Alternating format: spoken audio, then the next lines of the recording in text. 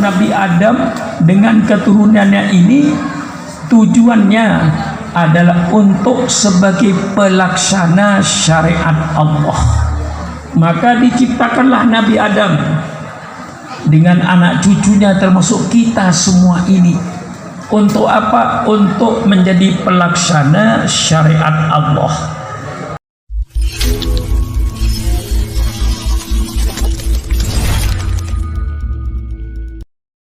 وما كنا لنهتدي لولا أن هدانا الله أشهد أن لا إله إلا الله وحده لا شريك له وأشهد أن محمدا عبده ورسوله لا نبي بعده والصلاة والسلام على سيدنا محمد بن عبد الله ولا حول ولا قوة إلا بالله أما بعد فقد قال الله تعالى في القرآن الكريم وهو أصدق القائلين أعوذ بالله من الشيطان الرجيم بسم الله الرحمن الرحيم شهر رمضان الذي أنزل فيه القرآن هدى للناس وبينات من الهدى والفرقان وقال النبي صلى الله عليه وسلم من فرح بدخول رمضان حرم الله جسده على النيران صدق الله وصدق رسوله النبي الحبيب الكريم ونحن على ذلك من الشاهدين والشاكرين والحمد لله رب العالمين.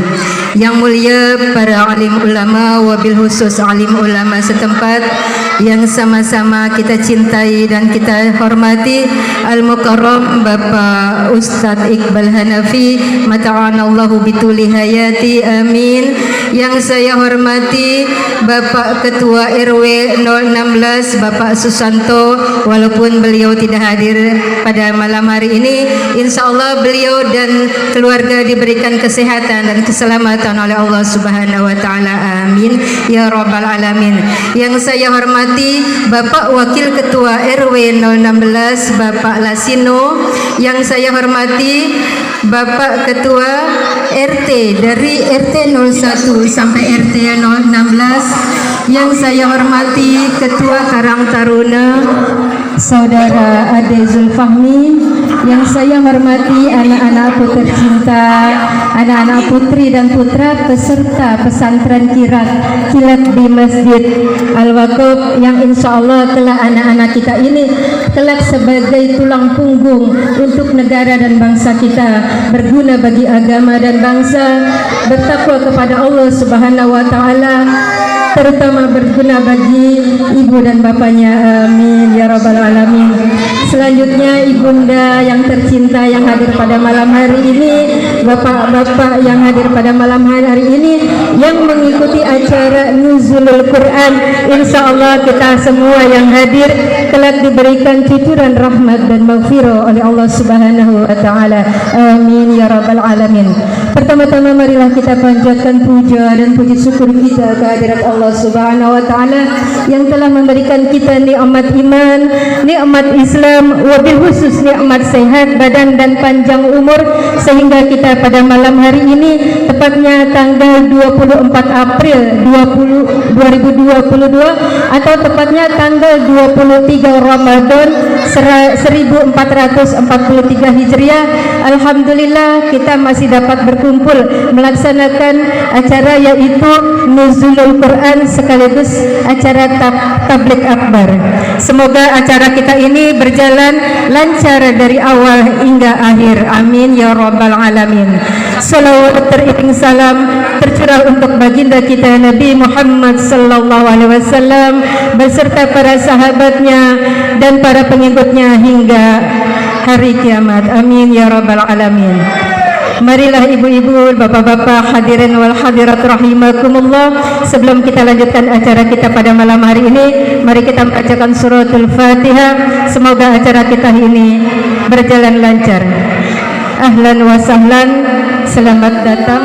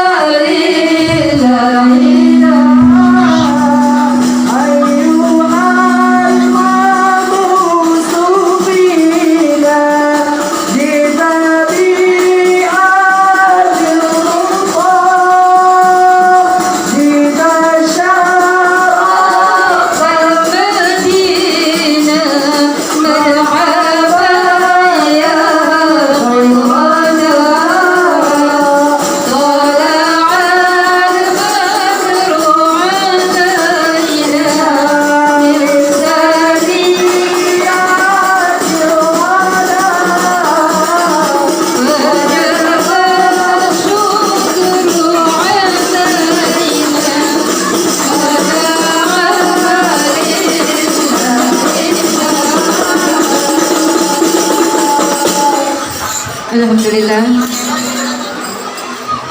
guru besar kita Bapak Profesor Kiai Haji Sukron Makmun beserta Abu Kiai Haji Ahmad Ramli telah hadir di tengah-tengah kita. Alhamdulillah. Saya muliakan Bapak Kiai Haji Profesor Sukron Makmun BA dan yang terhormat Kiai Haji Abuya Ramli. Yang saya hormati Bapak Ketua RW 016 yaitu Bapak Susanto berserta staf, dan yang saya hormati Bapak Ketua RT dari RT 1 sampai 16, dan yang saya hormati sesepuh dan bin sepuh di RW 16 ini. Kepada Pak RT 01 sampai 16 yang selalu mengawal untuk kegiatan-kegiatan yang sifatnya positif di wilayah kita ini. Terima kasih sekali. Semoga anak kita, murid kita walaupun dengan RT RW, semoga menjadi leadership pemimpin yang baik. Lebih baik lagi rasa memiliki. Kalau sudah kita memiliki atau realistis baik, semoga dimanapun Anda menjadi pemimpin yang baik dan aman. A'udzu billahi minasy syaithanir rajim.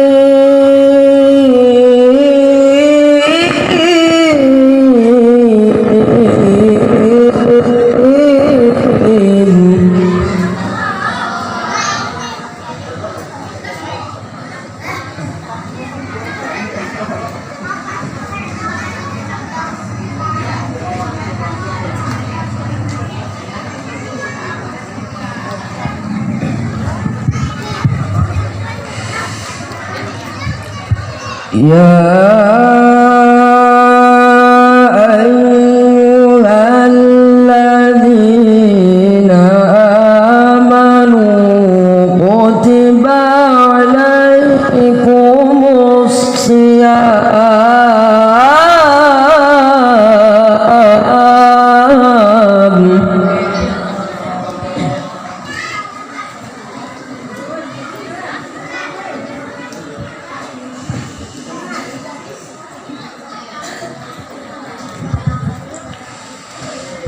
Ya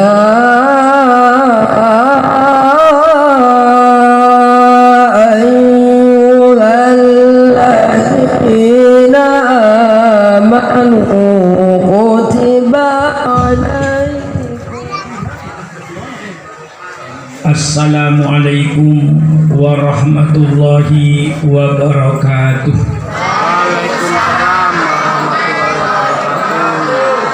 Bismillahirrahmanirrahim. Alhamdulillahi rabbil alamin. Wassalatu wassalamu ala asyrafil anbiya'i wal mursalin Sayyidina wa habibina wa syafi'ina wa maulana Muhammad wa ala alihi wa ashabihi ajma'in. Subhanaka la ilma lana illa ma 'allamtana innaka antal alimul hakim. La haula wa la quwwata illa billahil aliyil azim. Amma ba'du.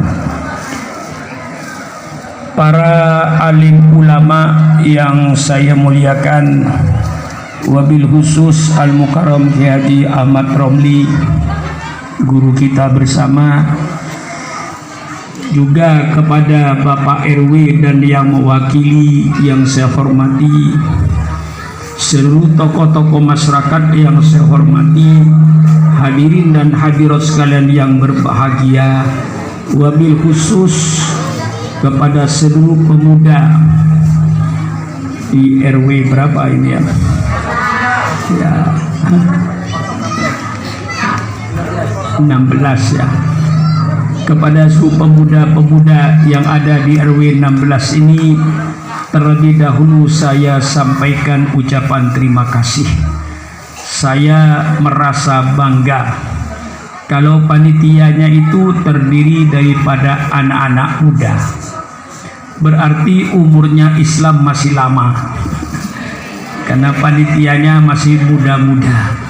Kalau seandainya panitianya sudah orang tua-tua kayak saya, mungkin umurnya Islam itu tinggal sedikit. Tapi dengan adanya remaja yang menjadi panitia ini, saya menjadi bangga. Alhamdulillah, generasinya tumbuh, tentu atas bimbingan Bapak RW dan seluruh staf-stafnya. Hadirin sekalian yang berbahagia, malam ini kebetulan malam 23 Ramadan, insya Allah termasuk malam yang dijanjikan oleh Allah Subhanahu wa Ta'ala. Inna anzalnahu fi lailatul qadr wa ma adraka ma lailatul qadr. Lailatul qadri khairum min alfi syahrin tanazzalul malaikatu warruhu fiha bi rabbinkum bi rabbim min kulli amr salamun hatta matla'il fajr. Malam Lailatul Qadar ini akan terjadi 10 hari di akhir Ramadan. Allah tidak menentukan kapan sebenarnya Lailatul Qadar, hanya secara petunjuknya 10 terakhir. Jadi mulai tanggal 21 Ramadan sampai tanggal 29 itu salah satunya mesti malam Lailatul Qadar. Kita tidak tahu, kebetulan malam ganjil, di mana diperkuat lagi Lailatul Qadar itu pada malam yang ganjil 1, 3, 5, 7, 9. Nah, mari kita pasang niat. Kalau seandainya malam ini menjadi malam Lailatul Qadar, niat kita beribadat malam ini, insya Allah ibadat kita kalau bertepatan dengan malam Lailatul Qadar, pahalanya sama dengan 1000 bulan. Nah, maka saya ajak pasang niat, mudah-mudahan malam ini, malam Lailatul Qadar, kita mengadakan peringatan Nuzulul Quran ini, termasuk ibadat dalam malam Lailatul Qadar yang pahalanya Allah janjikan khairum min alfi syahrin, lebih bagus daripada ibadat 1000 bulan. Mudah-mudahan malam ini kita termasuk beribadat yang lebih baik pada 1000 bulan. Amin ya rabbal alamin. Amin. Terima kasih generasi muda yang engkau masih cenderung hatinya pada kitab suci Al-Quran. Maka saya ingin memperkenalkan kitab suci Al-Quran itu. Karena tidak kenal maka tidak cinta. Karena kenal itu insya Allah akan cinta. Saya tidak menyalahkan orang-orang yang tidak cinta kepada Al-Quran. wajar karena mereka tidak kenal kepada Al-Quran. Kalau seandainya mereka kenal Al-Quran, insya Allah saya yakin pasti dia cinta. Maka para ulama sudah berkewajiban untuk memperkenalkan Al-Quran ini di tengah-tengah bangsa Indonesia ini. Hadirin sekalian yang berbahagia, Allah menciptakan manusia ini untuk apa? Ya, supaya kita sadar ketika Allah berfirman, wa idh qala rabbuka lil malaikati inni ja'ilun fil ardi khalifah. Ketika Allah menyampaikan kepada para malaikat, sesungguhnya saya akan menciptakan di bumi ini seorang khalifah, seorang wakil saya Nabi Adam, yang nanti anak cucunya sebagai pelaksana syariat Allah. Jadi Allah ciptakan Nabi Adam dengan keturunannya ini, tujuannya adalah untuk sebagai pelaksana syariat Allah. Maka diciptakanlah Nabi Adam dengan anak cucunya termasuk kita semua ini. Untuk apa? Untuk menjadi pelaksana syariat Allah. Apa syariat Allah? Syariat Allah itu adalah agama Islam. Allah hanya menurunkan satu agama, agama Islam yang dibangun di atas kalimat tauhid. Maka Nabi Adam alaihissalam mengajak umatnya untuk beriman kepada Allah Subhanahu wa taala, pencipta alam semesta, sujud kepada Allah, bukan sujud kepada Nabi Adam, dan Nabi Adam bersama-sama dengan umatnya sujud kepada Allah. Ini dasar agama yang diturunkan oleh tauhid. Beriman kepada Allah yang Maha Esa. Datang Nabi Nuh, seruannya sama, sebagai pelaksana syariat Allah. Nabi Nuh mengajak umatnya supaya beriman kepada Allah, pencipta alam semesta, sujud kepada Allah, bukan sujud kepada Nabi Nuh.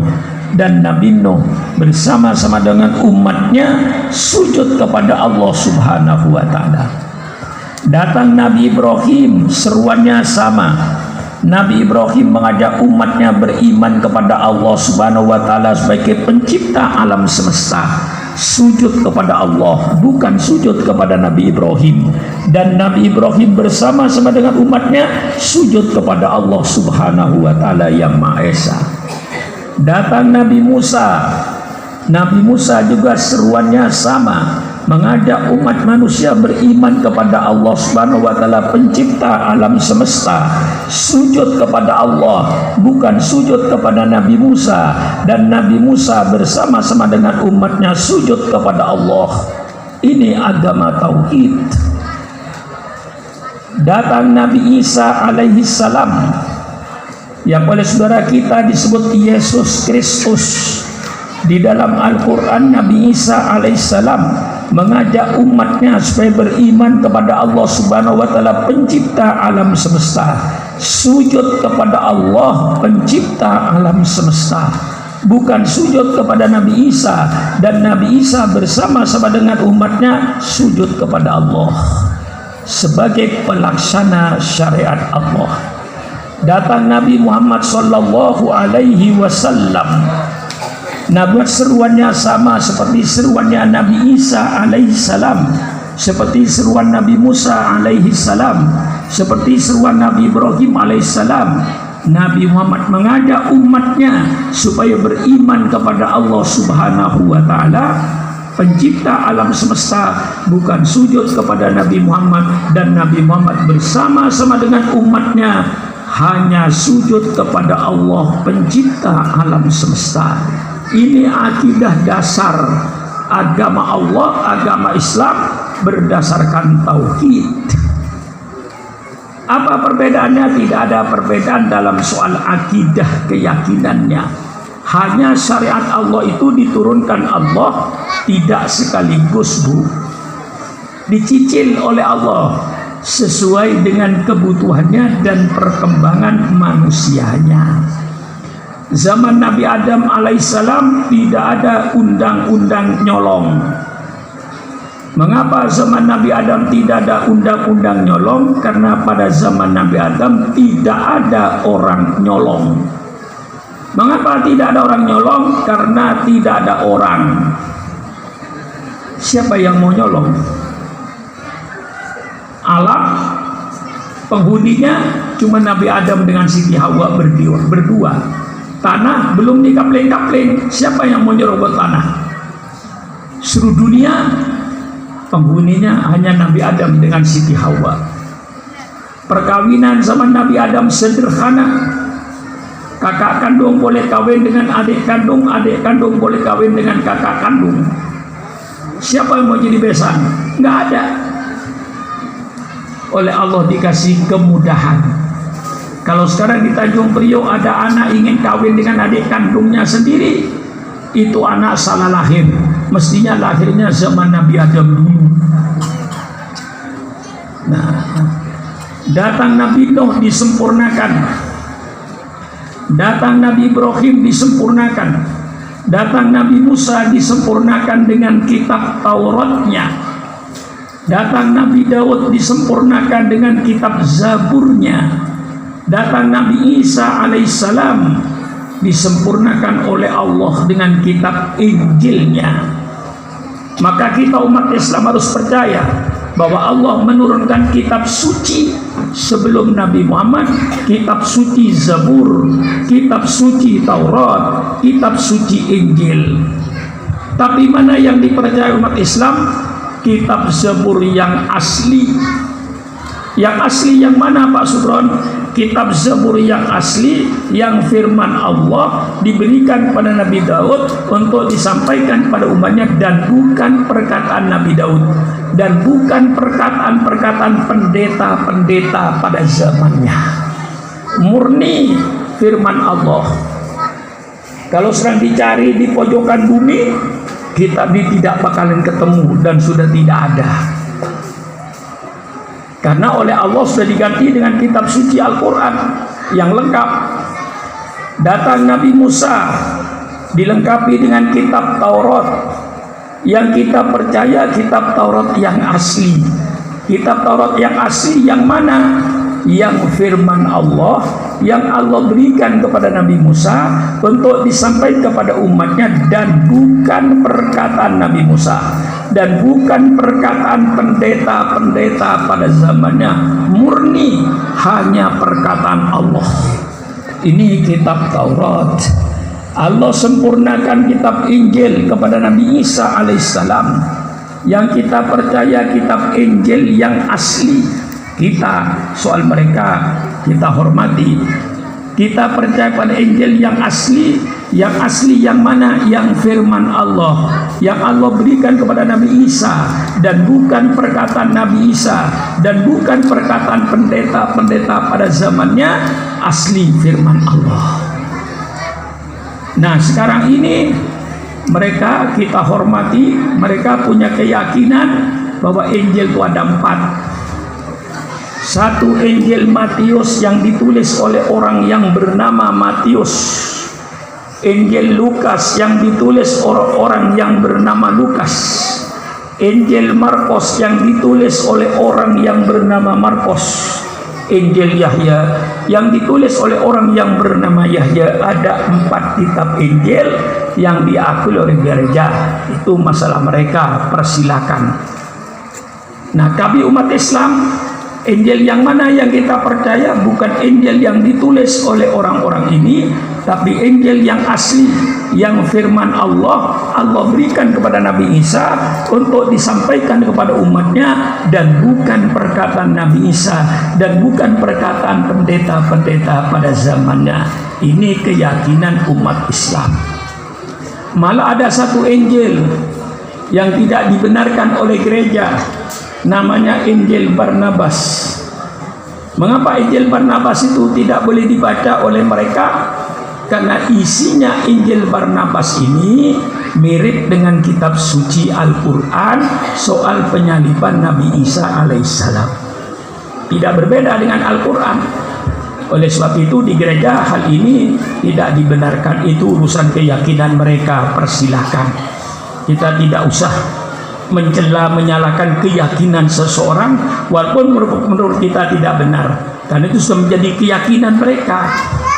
Jadi kalau kita umat Islam percaya kepada kitab Injil yang firman Allah, yang Allah berikan kepada Nabi Isa, dan bukan perkataan Nabi Isa dan bukan perkataan pendeta-pendeta pada zaman itu, murni firman Allah. Datang Nabi Muhammad sallallahu alaihi wasallam, Allah sempurnakan dengan kitab suci Al-Quran yang 114 surat. Ini kitab terakhir sebagai mukjizat. Nah, kitab-kitab yang sebelumnya ditarik oleh Allah. Jadi kalau kita mau mencari kitab Injil yang firman Allah yang diberikan pada Nabi Isa untuk saudara, insya Allah sudah tidak ketemu. Kalau kita mencari kitab Taurat yang asli, yang firman Allah, yang diberikan kepada Nabi Musa, insya Allah sudah tidak ketemu. Kalau kita akan mencari kitab Zabur, firman Allah, yang diberikan kepada Nabi Daud, insya Allah sudah tidak ketemu kitab-kitab ini. Yang ketemu sekarang yang ditulis oleh mereka-mereka pengikut-pengikutnya. Allahu a'lam bishawab, itu urusan mereka. Tapi kami umat Islam percaya bahwa Allah menurunkan kitab suci yang namanya kitab Zabur, yang namanya kitab Taurat, yang namanya kitab Injil. Sebagai penutup adalah kitab suci Al-Quran 30 juz. Maka agama Islam ini ibaratkan suatu rumah. Kalau ibu ditanya siapa yang membangun Islam, kalau ibu jawab yang membawa Islam Nabi Muhammad, salah jawabannya, Bu. Ini saya luruskan. Yang membangun agama Islam 25 Rasul termasuk Nabi Muhammad. Nah, itu benar. Nabi Muhammad datang tidak membawa agama baru, Bu. Nabi Muhammad datang menyempurnakan agama yang sudah dibawa oleh 24 Rasul sebelumnya. Nabi sebagai Nabi yang terakhir, yang ke-25, tidak membawa agama baru, menyempurnakan agama yang sudah dibangun semenjak Nabi Adam alaihissalam sampai Nabi Isa alaihissalam, ditutup oleh Nabi Muhammad sallallahu alaihi wasallam. Ini disabdakan oleh Rasulullah sallallahu alaihi wasallam dalam kitab Sahih Muslim. Dalam bab Muhammad Khatamun Nabiyyin, Rasulullah bersabda, "Mathali wa mathalul anbiya min qabli kamathali man bana baitan wa ana akhiru man wada'a dilabina." Perumpamaan saya dan nabi-nabi sebelum saya itu cuma ibaratkan orang yang membangun sebuah rumah besar. Saya datang terakhir, meletakkan batu terakhir, pertanda bahwa pembangunan agama Allah sudah selesai. Dengan datangnya Nabi Muhammad sebagai Nabi penutup, maka pembangunan agama Allah selesai, sempurna. Oleh sebab itu Allah yang mendeklarasikan, Allah yang memproklamasikan, bukan Surat Maun. Allah mendeklarasikan, "Al-yauma akmaltu lakum dinakum wa atmamtu alaikum nikmati wa raditu lakumul Islam madina." Pada hari ini, kalau dihitung dalam sejarahnya, hari Jumat ketika Nabi haji terakhir.